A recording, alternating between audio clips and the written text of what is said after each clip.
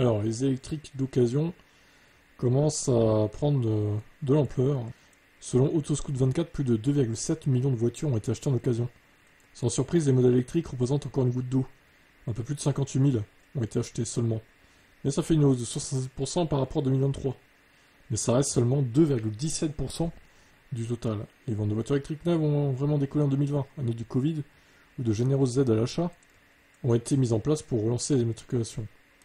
Il y a donc un décalage entre la vente du neuf et l'arrivée en occasion, mais le marché de la seconde main commence vraiment à se développer grâce à la fin des contrats de leasing signés en 2020-2021.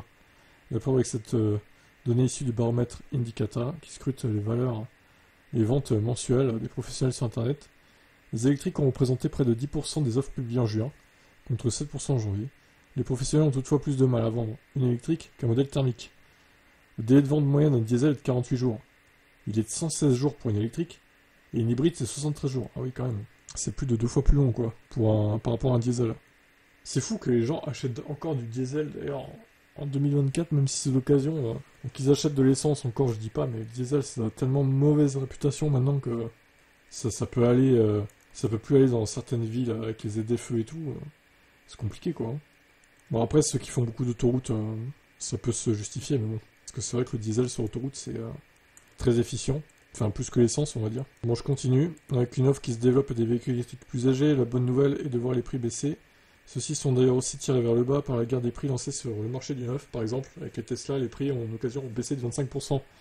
Ouais, les propriétaires d'ailleurs de Tesla d'occasion doivent pleurer suite aux baisses de prix là, récentes. Une baisse semblable a été observée avec les Kia et Hyundai.